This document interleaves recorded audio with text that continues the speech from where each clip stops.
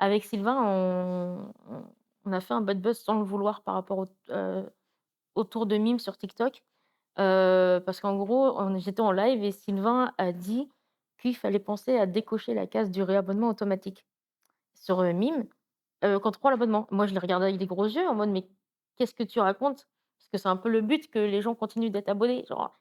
Alors je lui ai fait des yeux pas possibles et puis ça a fait un bad buzz pas possible et c'est à ce moment-là où j'ai eu un pic d'activité énorme sur mon Mime. Parce que du coup, le bad buzz m'a rapporté, bah, beaucoup d'abonnements et bah, il y en a beaucoup qui ont justement pris l'abonnement un peu par curiosité malsaine, je pense, bah, qu'est-ce qu'elle donne à poil, genre. Et du coup, vous avez chacun votre compte mime, Mmh. mais on vous voit pas ensemble Alors sur si, sur le mien, il y a du coup moi toute seule, Sylvain et moi et avec d'autres partenaires, féminins OK. et sur le compte de Sylvain, c'est que lui. Et donc du coup, tu partages aussi des, relations sexuelles avec d'autres femmes?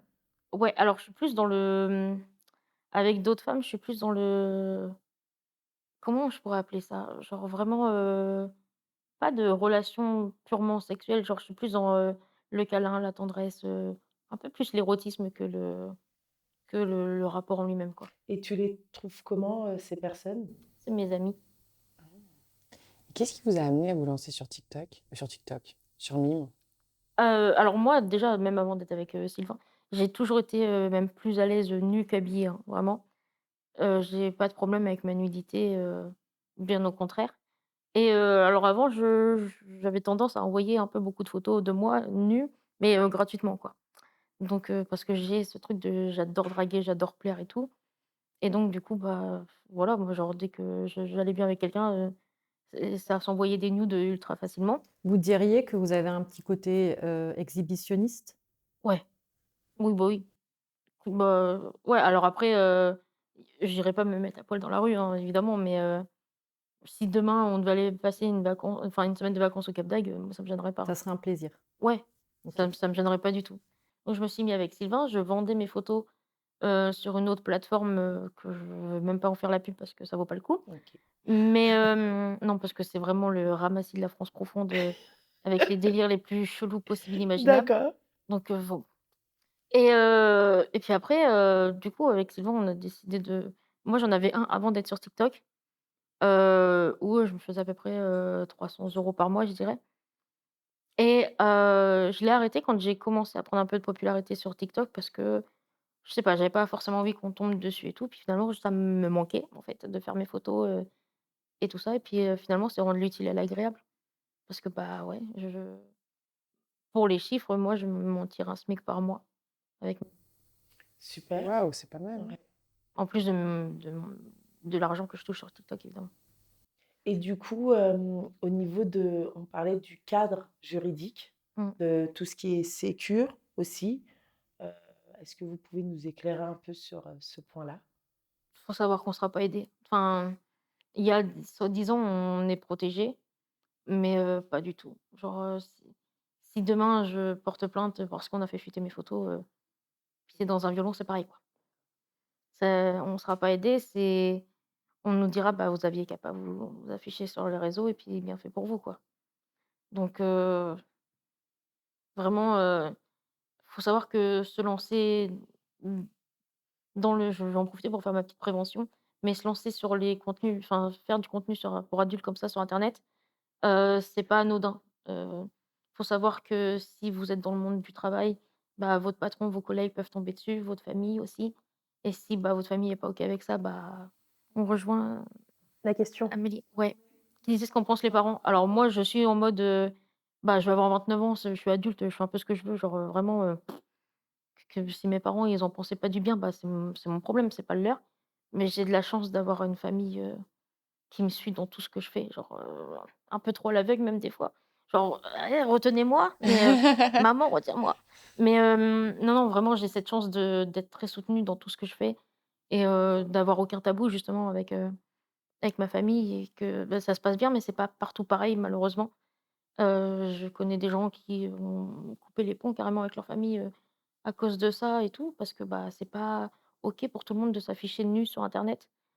Ça vous aurait freiné si votre famille vous avait pas soutenu ou Moi, je suis vraiment en mode je m'en foutiste, hein, genre, je vis pour moi, quoi, je vis pas pour les C'est une autres. bonne chose. Mais c'est bien de faire C'est quand une même de la force. prévention Et vis-à-vis du travail du et c'est sexe. pas et sachez qu'une fois que vos photos sont sur internet, elles sont sur internet. À vie, Vous à aurez beau vie. les supprimer, non. Puis sachez qu'il y a des gens qui peuvent faire tourner vos photos. Oui, ça comporte de nombreux C'est dangers, ça. ça c'est hyper Genre, important il y a de pas que le le côté, dire. bah, ouais, ça fait de l'argent. Mmh. Déjà, savoir si vous êtes pas suivi, vous aurez pas cet argent, genre vraiment. Lâchez pas tout en disant: «Bah, je vais me mettre à mime», non. Non, non, non, faites pas ça. Genre, et puis, moi, on me dit souvent: «Oui, mais quand tu auras des enfants, qu'est-ce» et alors déjà, on fait pas nos pratiques devant nos enfants, hein, déjà. Et puis, bah, avant d'être des parents, on est un homme et une femme, avant tout. Donc on a le droit d'avoir notre sexualité, et de la enfin, d'en faire ce qu'on en veut. Et et puis voilà, et puis, c'est tout.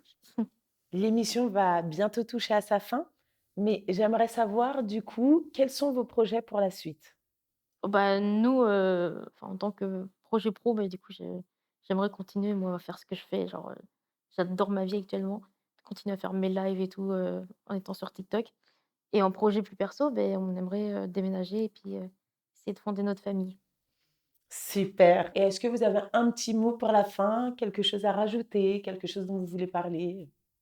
Moi, j'ai une phrase que j'aime bien dire à propos de ça, c'est que si on serait dirigé par des personnes qui savent de quoi ils parlent, Eh oui, on eh oui, avancerait déjà beaucoup plus vite. eh oui. Parce que, enfin, c'est bête à dire, mais mettre au pouvoir des gens qui sont censés s'occuper du handicap et qui Et ne savent pas du tout ce que qui sont c'est pas dans le une handicap, situation de handicap, déjà c'est pas ouais. voilà, occupez-vous de vous avant de vous occuper des autres, vraiment. Genre que ce soit enfin, de la situation des autres personnes. Regardez d'abord, devant votre porte avant de regarder celle des autres, vraiment. Ce que vous n'avez pas le droit de juger qui que ce soit. Laissez les gens vivre tels qu'ils ont envie de vivre. Et le fait qu'une personne soit en situation de handicap ou soit différent de la norme ne vous donne pas le droit de vous acharner dessus, vraiment. Et voilà. Ce sont des très Bah, belles c'est paroles. Ouais. super beau mot de la fin. Est-ce que vous, les filles, vous avez quelque chose à On ne rajouter? peut pas surenchérir avec ça. Ouais, Et moi, j'adore votre c'est une état belle d'esprit. conclusion. Je trouve ça vraiment génial. Je voulais aussi vous demander, ma chère Queen, où est-ce qu'on peut vous retrouver? Sur TikTok, sous le pseudo de Queen Saori, du coup, sur Instagram, pareil, et sur Mime, tout pareil aussi, Queen Saori, Merci à vous, Queen Saori, d'avoir répondu présente, avec de nous plaisir. avoir livré votre témoignage au sujet du handicap et de la sexualité. J'espère que les choses bougeront en France parce que, elles ont bougé au Danemark, aux Pays-Bas, dans plein d'autres pays qui nous entourent, notamment sur les aidants sexuels, sur l'accessibilité de la sexualité aux personnes en situation, de handicap.